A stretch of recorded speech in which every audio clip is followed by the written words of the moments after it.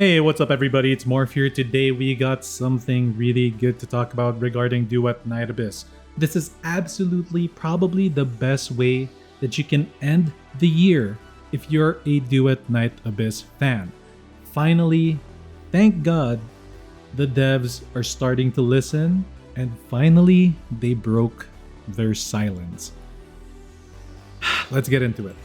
Okay, so today I woke up before I did the podcast with the boys. Apparently there's some massive news that happened. You probably all seen the videos. You've seen the changes that they made. They told us that okay, there is a bug in theater. They fixed the bug. That's all good.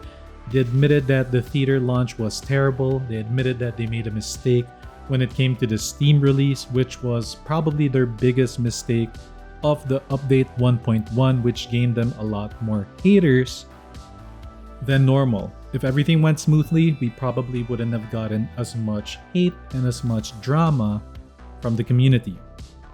Here we go. These are some positive changes that they're gonna make to the game. They're actually making theater a lot easier for, the people that are more casual towards the game, or to new players that are just starting out the game. Starting with the queso update, we are getting an easier experience getting the new character on the front end of things. So the rewards are going to be funneled more towards the beginning of the grind of the theater, which is really, really good.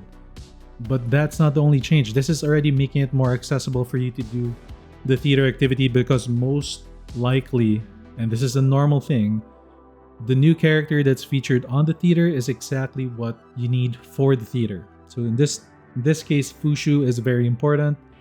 They just made it so hard to get her because of the debuffs and the bugs that were happening, which they apologize for right here. Basically, the summons weren't working, and this debuff right here, Adiago Shattered Blade, was affecting other things, not just weapon damage. So they made a mistake there, they corrected it, and in the future, they're making it easier to get the character for the casuals. W change, if you ask me. Now that doesn't mean that the game is being watered down. Hell no, it's not that. People with plus 10 wedges and all these things, you can use those for deep diving into the theater for more of the memento rewards, although I still want there to be better rewards for deeper act pushes and later waves of commissions, but we'll get to that. So other than this admittance of wrongdoing or a mistake that they made, they are now talking about things in the future. So they really want our feedback, and a lot of people were also disappointed with the wedges, myself included. And this is probably the part that I'm a little bit most excited about regarding this bulletin. In the first part of the Wind's Awakening, we've updated battles including new Demon Wedges, a teleport feature, and chase, blah blah blah blah blah. Consequently, while continuing to update the Demon Wedges, we are researching and developing more creatively designed Demon Wedges to enrich the combat experience or system. This is something that I am heavily happy about. This is great news for me as a Demon Wedger.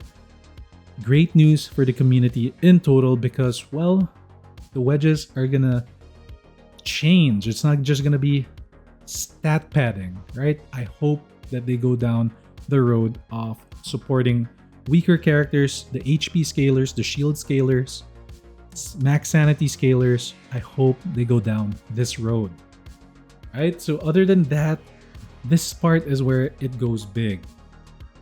We know that optimization is an ongoing process, and we are pleased to share a preview of several optimizations currently in development and confirmed for the next update. I think this is for after queso.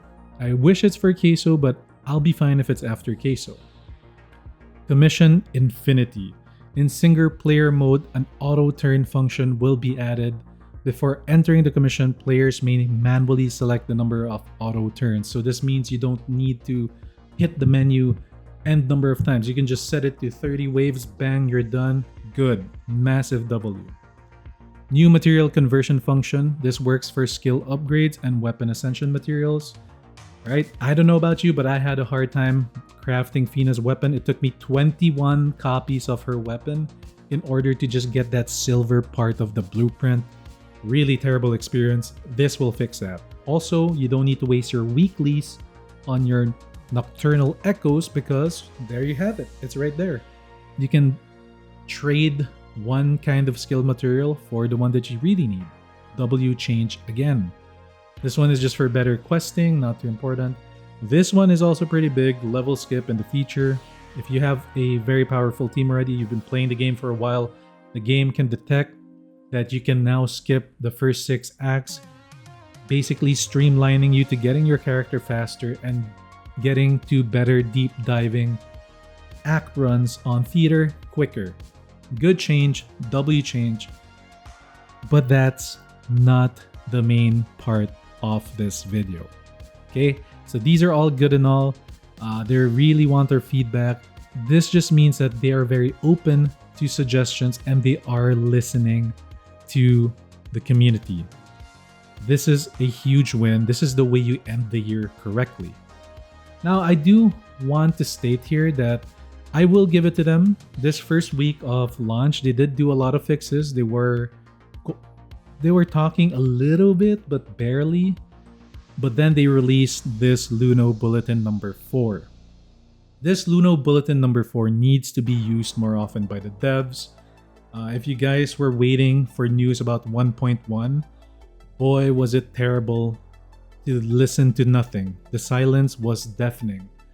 When we got announced that there was going to be a live stream, that was a good one. But even the live stream was a little bit lacking. They really got to work on their presenting, showing us exactly what we're getting per update. That way, we can have a proper gauge of our expectations. Because what really ruins the hype for an update is when you're told something and then it's not so clear, so you're like coming up with your own estimations of what is exactly happening, what you're getting. And when you get told what you're actually getting a few days before the patch launches, it instantly kills your enthusiasm. I'm talking about the Demon Wedges, right? Like a lot of people that actually like wedging were a little bit disappointed that it was only for an emote.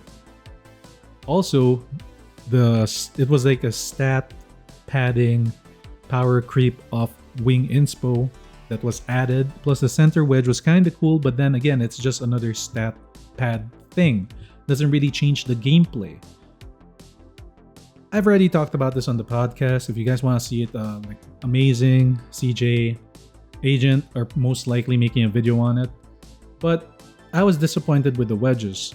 But then after a week later, I was okay with it, right? Because I was playing the game, I was satisfied, I was okay, I was enjoying the update, and I saw all the good things in the update. That's why I think they should have been clear in the beginning of the live stream exactly what we were getting right then and there. That way we had time to digest exactly what we were getting. Our disappointment can be, our disappointment is there. We have like 2 weeks before to digest it, and by the time 1 week before the patch arrives, you're still gonna be raring and ready to go. Other than coming into it a day or 2 before feeling a little bit down because, oh man, it's not what I really wanted. So yeah, in short, the devs really need to work on their communication skills. They should hire an English-speaking PR person for Duet Night Abyss that can talk to the community, but they're trying to do it with Discord and stuff like that, but they have to have an actual representative that's actively giving them, the public, us, the news. Most likely it should come from a content creator. Maybe it could be me. Can be CJ, one of the boys. But basically they should tap into the content creators for their game that's actively playing the game. Not just the popular ones, but the ones that are actually in it, grinding it every day, every single time, with actual accounts that's close to the real player experience for Duet Night Abyss. That's it for this video. Huge way to end the year. W to the devs, to Duet Night Abyss. Hey, I'm in it. I'm gonna be here.